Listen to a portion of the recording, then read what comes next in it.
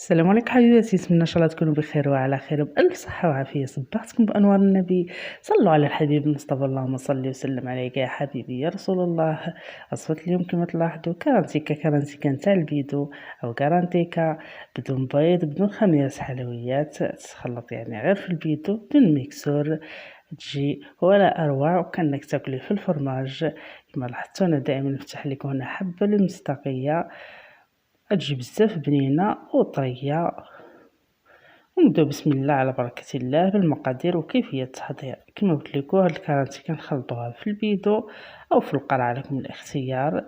هنا عندي كما لاحظتوا، هنا عندي حمص مطحون 250 غرام.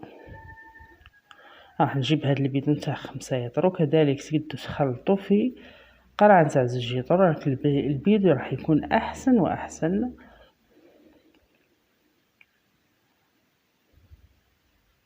هنا نجيبو محقن، نستعينوا بالمحقن ونفرغو هذاك حمص مطحون اللي هو 250 غرام.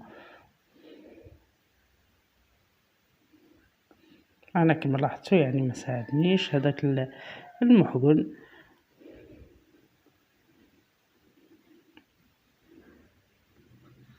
وكل واحد يعني وكيفاش يحضر هاد كارانتيكا هادي بدون بيض وتجي مثل نتاع المحلات، يعني ما تفرقيهاش على نتاع المحلات، بزاف بنينه، تجي كانك يعني تاكلي في الفرماج وطريه.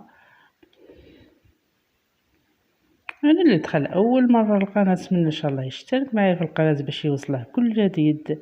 متبخلوش عليا بلي لايك ونرحب بكل المشتركات الغاليات اللي دخلوا عندي جداد واللي كانوا قدام، نقول لهم مرحبا بكم القناه، قناتكم داركم، ونقول لكم الله يحفظكم ليا.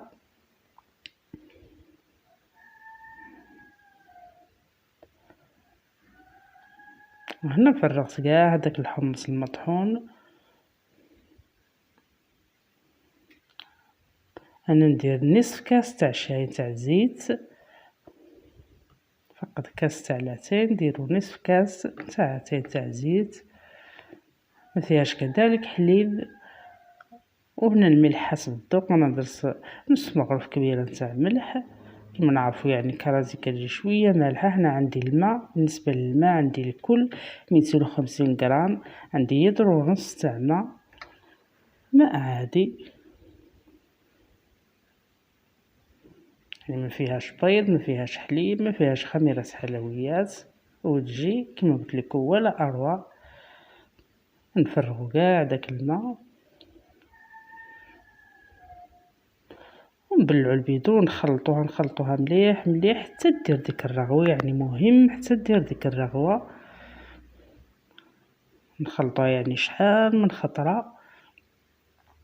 هنا بالنسبه للطاجين، هنا الطاجين راح نستعمل الطاجين اللي فيه 30 الى 25 كما لاحظتوا، يعني حتى درت لينا هذيك الرغوه. نخلطوها يعني شحال من خطره حتى دير المهمه ديك الرغوه. هنا كما قلت لكم الطاجين فيه 200 عفوا 30 الى 25. راح نشعل الفرن. انا عندي هنا فرن غازي، نتوما كل وحده والفرن تاعها. راح نشعله من الفوق ومن التحت. كما نعرفوا كرانتيكا يعني تبغي نار مجهده. وندير الطاجين اولا يسخن تقريبا واحد من دقيقتين حتى ل3، يسخن مليح بلا ما ندهنه بالزيت.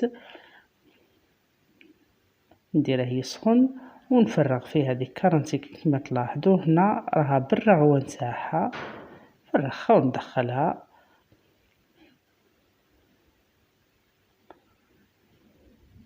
ونخليها طيب. وهنا لما نشوف يعني الجوانب تاعها بداو ينشفوا وبدات دير داك التبقبيق كما تلاحظوا. نطفي عليها من التحت ونشعل، خلي عليها غير من الفوق، خليها حتى تتحمر ودير ديك القشره اللي حنا باغيينها. كما تلاحظوا هذه هي مثل نتاع المحلات، نقدموها مع هريسه ومع الكمون، يعني كل واحد وكيفاش يبغيها. هذه هي صدقوني مثل نتاع المحلات تماما. جربوا فقط هذه الوصفة، ان شاء الله تكون ناجحة معكم خاصة للمبتدئات. والى الملتقى ان شاء الله في وصفات اخرى. سلام.